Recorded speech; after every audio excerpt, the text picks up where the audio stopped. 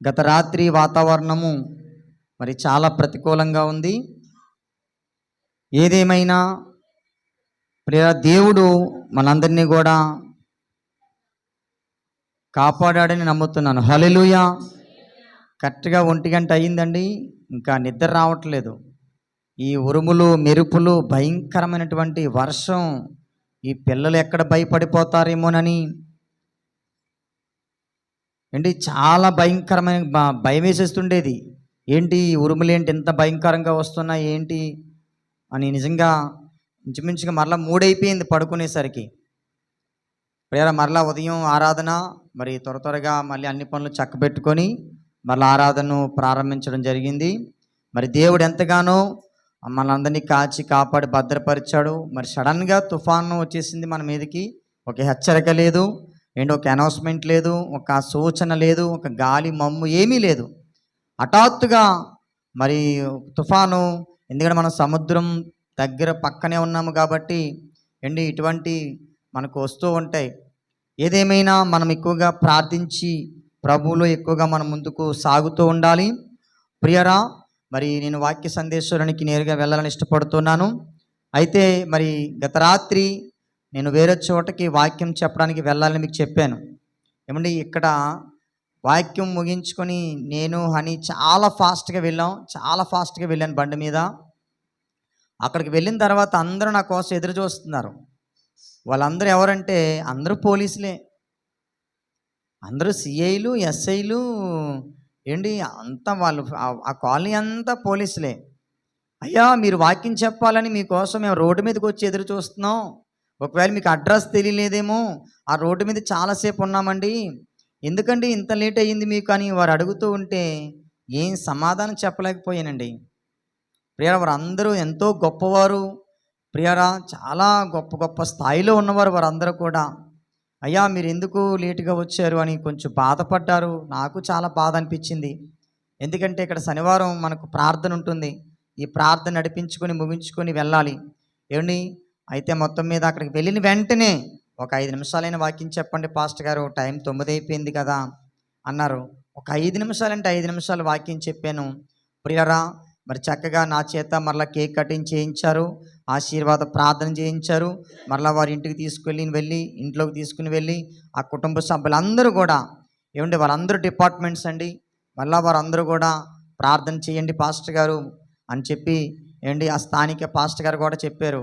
Pastor గారు మీరే ప్రార్థన చేయండి అంటే మరలా రాత్రి అందరి కొరకు ప్రార్థన చేసి వచ్చాను. వారు చాలా సంతోషిస్తున్నారు.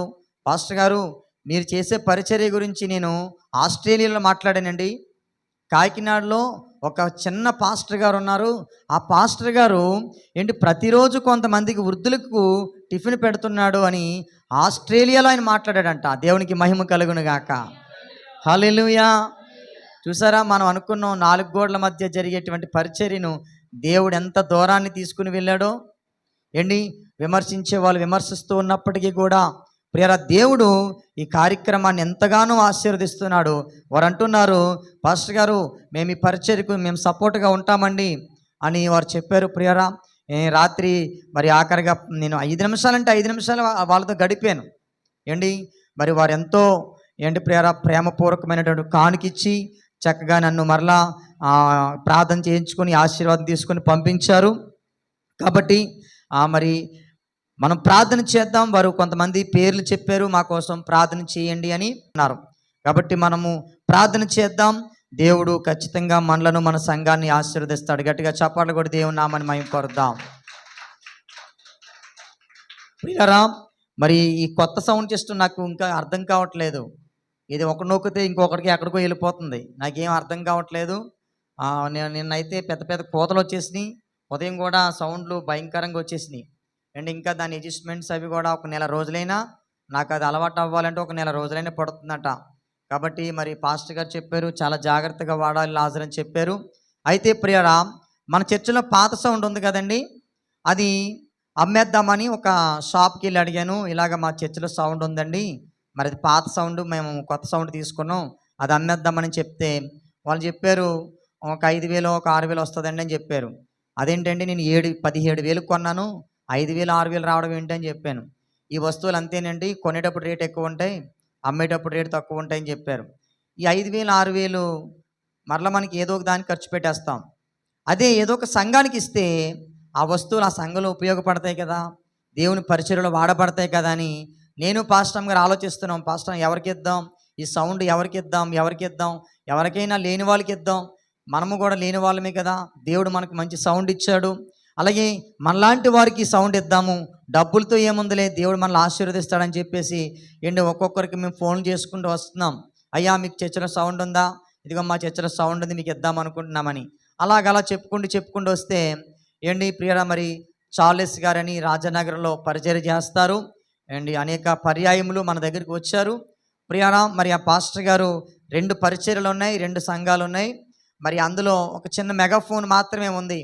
అప్పుడు మళ్ళీ పాస్టర్ గారు అన్నారు, 2 చర్చిలు కదండి, ఒక చర్చికి సౌండ్ ఇచ్చేద్దామండి అని చెప్పినప్పుడు నిన్న మరి రాజనగర్ నుంచి ఆయన వచ్చారు. మరి మన సౌండ్ సిస్టాన్ని వారు తీసుకుని వెళ్ళారు. మేము చెప్పాం, మా పరిచర్య కొరకు ప్రార్థన చేయండి అని చెప్పాం. వారు అన్నారు, దేవుడు మిమ్మల్ని ఇంకా బహుగా ఆశీర్వదిస్తాడండి, మరి ప్రేమతో మాకు సౌండ్ ఇచ్చారు, మీకు చాలా వందనాలని చెప్పారు. దేవునికి మహిమ కలుగును గాక. హల్లెలూయా. ప్రియరా వాక్యంలో ఒక మాట రాయబడి ఉంది, ఇచ్చుట కంటే పుచ్చుకొనుట కంటే ఇచ్చుట మేలు.